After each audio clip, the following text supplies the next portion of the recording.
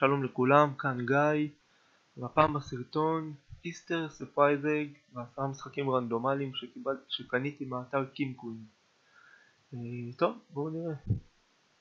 בעיקרון איסטר ספרייז אג זה מבצע שיצא לפני חג הפסחא הנוצרי, שהוא ב-27 לשלישי כל שנה, והמבצע הזה נותן משהו במתנה, לא יודע מה, בקנייה מעל 10 יורו. אז קניתי את Fallout 4 Season Pass, ותוך כדי קיבלתי גם את האיסטר ספרייז אג במתנה, וקניתי בסביבות $3 10 משחקים רנדומליים בסטים, שאני גם לא יודע מה אני מקבל בהם. רוב הביקורות אומרות שהמשחקים גרועים, אבל יכול להיות שיצאו 1 או 2 טובים דווקא. אז בואו קודם כל נתחיל באיסטר ספרייז אג. Review Black Mirror 3. בואו נראה מה זה Black Mirror 3. מירו 3 עולה במקור $10 בסטים, הוא יצא ב-2011, שזה די מזמן, אבל בסדר. נראה מה הוא שווה. אין לי מושג. הביקורות very positive, 77 ביקורות בסך הכל, שזה כלום. לא יודע אם שווה לי בכלל. טוב, אולי אני כן אוסיף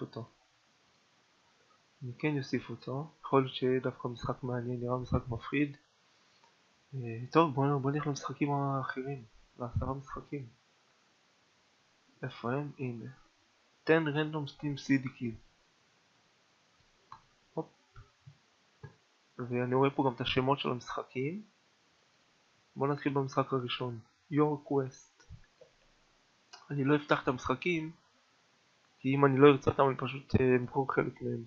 באתר קינקוין יש אפשרות למכור את המשחקים, Start selling now. מה שלא יבוא לי, פשוט למכור. Your Quest עולה $5 בסטים, ויצא ב-2015, ביקורות מעורבות. ולפי הגרפיקה אם לשפוט, נראה זוועה. אבל אנחנו יודעים שגרפיקה זה לא הכל במשחקים, ויכול להיות שזה בכלל משחק טוב. אבל אני לא אנסה אותו. לא בא לי. ממש לא. טוב, משחק הבא. אוסטיה. סטימקי. אוסטיה. בוא נראה מה זה. הוא עולה $6 בסטים. באתרים קינקוין ו-G2A כנראה הוא עולה הרבה פחות. יצא ב-2015, mostly positive. משחק מסגנון שאני לא סובל. בשנות ה-80, תחילת שנות ה-90. גם אז, בשנים האלה לא אהבתי את המשחקים האלה. לא מתכוון לנסות אותו גם. המשחק השלישי הוא סטיגמט. בואו נראה. סטיגמט שגם הוא $5. הייתה ב-2015.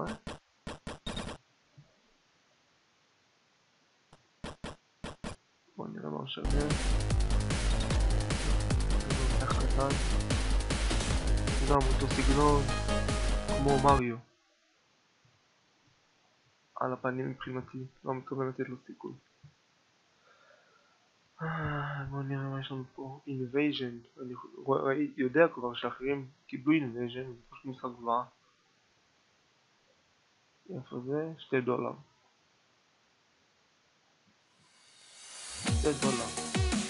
אני חושב שקיבלתי אותו במתנה. גם ניסיתי משחק אחד רנדומלי, זה זוועה. קיבלתי אותו כבר. לא מדבר אליי. 2150 The Moon Project. המשחקים האלה בדרך כלל נפוצים במשחקים הרנדומליים, הרבה מקבלים את אותם משחקים. זה קורה שקונים כמה פעמים, 10 משחקים רנדומליים ומקבלים את אותם משחקים שקיבלנו בפעמים הקודמות. אז זה יצא בשנת 2000, אגרות מעורבות. בואו נראה מפה איך המשחק נראה. משחק אסטרטגיה נראה.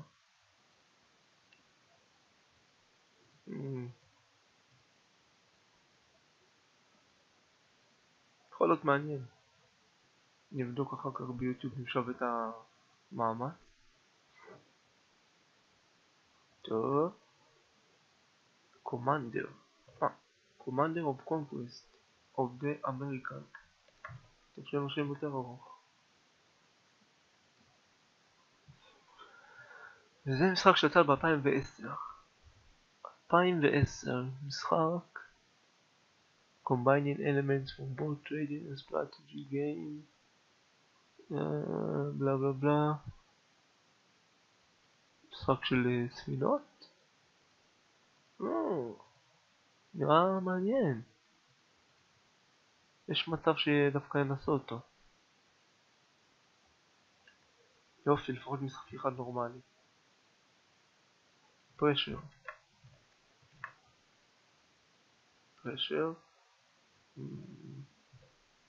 זה עולה $8. זה יצא ב-2013. mostly positive. יחסית למשחק לא מוכר יש לו הרבה ביקורת. משחק מרוצים. האמת דווקא נראה חמוד. חמוד לאללה דווקא.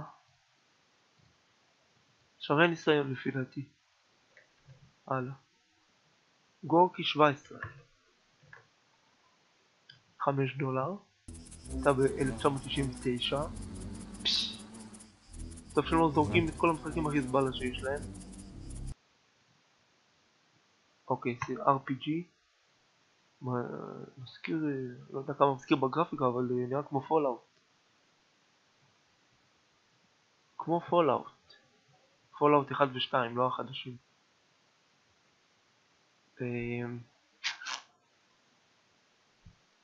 יש מצב. נבדוק את הסרטונים שלו ביוטיוב אחר כך, נראה אם אפשר זה משהו. גרפיקה ממוחשבת, לא מראה לי שום דבר על המשחק. הלאה, Pirates of Black Cove.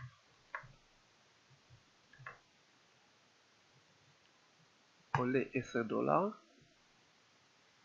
יצא ב-2011 ביקורות מעורבות, אין לו יותר מדי. בואו נראה. זה גם אם אני לא טועה סגנון RPG כזה, שכולל אוניות ויבשה גם.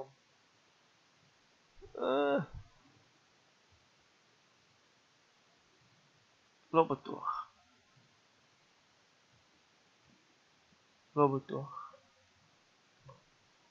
הבא, המשחק האחרון זה אינקלייב שעולה $5. פה עולה $5, בואו נראה כמה הוא עולה פה נגיד. גם בשביל הבדיקה. אינקלייב 36 0.36 אני יודע איך זה ביורו. 0.36 יורו. יצא ב-2003.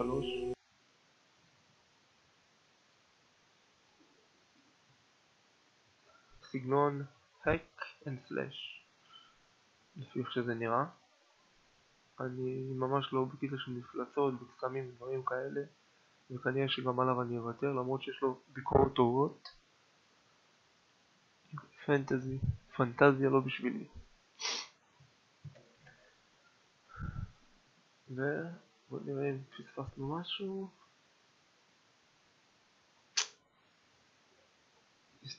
עשינו כבר בלק מירור וסטן רנדום סטים סידיקיז אינקלייב.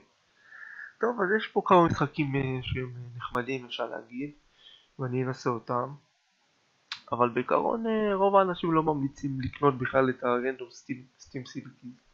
אז אם יש לכם רק כסף ספייר ואתם אין לכם מה לעשות איתו, אתם יכולים לנסות, מקסימום תבקרו את המשחקים או שלא תעשו איתם כלום. טוב, תודה רבה לכולכם ונתראה בסרטון הבא.